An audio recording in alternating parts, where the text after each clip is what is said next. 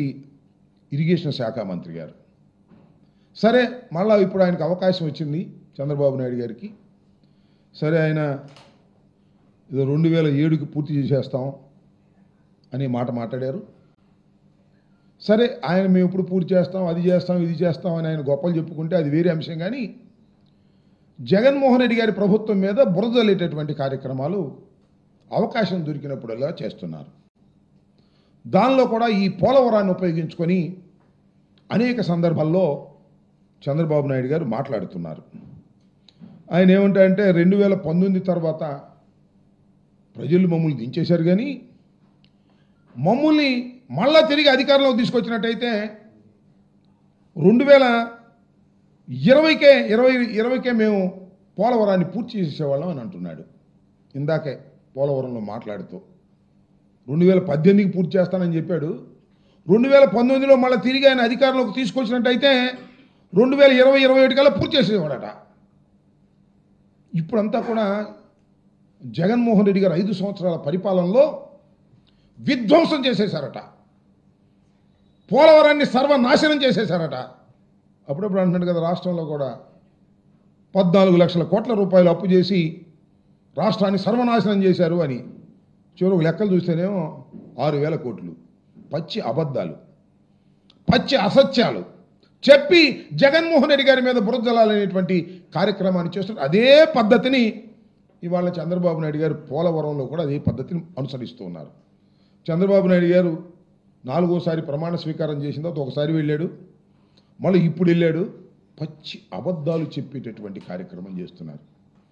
నేను అనేక సందర్భాల్లో ఇంతకు ముందు కూడా ప్రశ్నించా చంద్రబాబు నాయుడు గారిని, ఇప్పుడు కూడా అదే మళ్ళా ప్రశ్నిస్తా. ఎందుకంటే మళ్ళా చంద్రబాబు నాయుడు గారు అవే మాటలు చెబుతున్నారు కాబట్టి.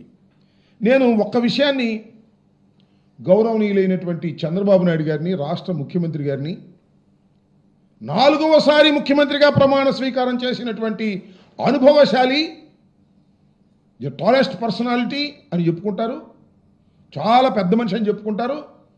ఆయన్ని నేను ఒక్క ప్రశ్న ఈ సందర్భంగా అడగదలుచుకున్నా.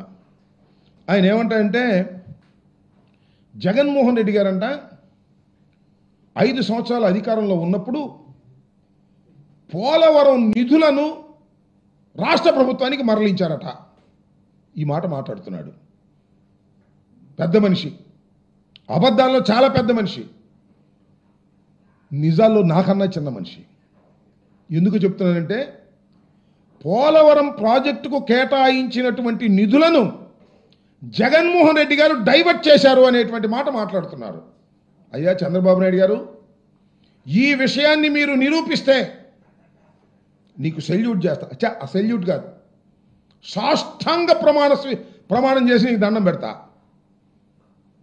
ఎందుకంటున్నానంటే, ఇంత ఘాటుగా అసలు చంద్రబాబు నాయుడు గారు ఈ ప్రాజెక్ట్ని ఎందుకు తీసుకున్నాడండి నాకు అర్థం కాలేదు. ఈ ప్రాజెక్ట్ ఎవరు నిర్మించాలి? ప్లీజ్ ఆలోచించండి ఆంధ్ర రాష్ట్ర ప్రజానీకం. ఇది ఆంధ్ర రాష్ట్ర ప్రజల చిరకాల కోరిక. ఒక విధంగా చెప్పాలంటే స్వప్నం. రాజధాని స్వప్నం కాదు, అమరావతి స్వప్నం కాదు, కానీ పోలవరం ప్రాజెక్ట్ అనేది చిరకాల స్వప్నం. ఆ స్వప్నాన్ని ఈయనే తీర్చడానికి వచ్చినట్టుగా మాట్లాడతాడు. ఆయన ముఖ్యమంత్రిగా ఉన్నప్పుడు 10 సంవత్సరాలు 9 సంవత్సరాలు దీని గురించి ఆలోచించరా. రాజశేఖర రెడ్డి గారు వచ్చి ఫౌండేషన్ స్టోన్ వేసి అన్ని పర్మిషన్స్ తీసుకొస్తే ఇవాళ అది నా కలల పంట అని కోసేస్తాడు సొరకాయలు వెళ్ళే. నేను అడుగుతా ఉన్న, రాష్ట్రం విడిపోయినప్పుడు కేంద్ర ప్రభుత్వం ఈ పోలవరం ప్రాజెక్టు మీ కల కాబట్టి హైదరాబాద్ను మీరు కోల్పోయిన పోలవరం ప్రాజెక్టును పూర్తి చేసి మీకు మేము ఇచ్చే బాధ్యత మాది, అనా పైసలతో సహా మాదే ఖర్చు అని చెప్పారే.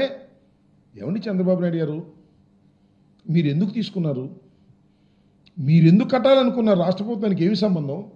కేంద్రం కదా కట్టవలసింది, ప్రతి పైసా కేంద్రమే కదా, నిర్వాసితులకు ఇచ్చేది R&R ప్యాకేజ్ కూడా కేంద్రమే కదా. మీరు ఎందుకు తీసుకున్నారు? 2016లో చంద్రబాబు నాయుడు గారు తీసుకున్నారు. ఎందుకు చెప్తున్నానంటే, ఫండ్స్ని మేము డైవర్ట్ చేసామని చెప్తున్న సందర్భంగా నేను చెప్పదలుచుకున్నా, ఇక్కడ అడగదలుచుకున్నా. అసలు ఏంటో షరతు తెలిసే చంద్రబాబు నాయుడు గారు తీసుకున్న షరతు, ముందు రాష్ట్ర ప్రభుత్వం ఖర్చు పెట్టింది, వాళ్ళు రీఎంబర్స్మెంట్ ఇస్తారు.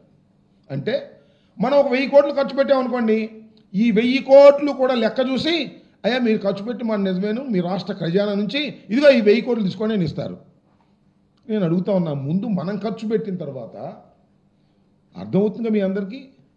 ముందు మనం ఖర్చు పెట్టిన తర్వాత వాళ్ళు రీఎంబర్స్మెంట్ ఇస్తే డైవర్ట్ చేసే అవకాశం ఎక్కడుంది చెప్పండి?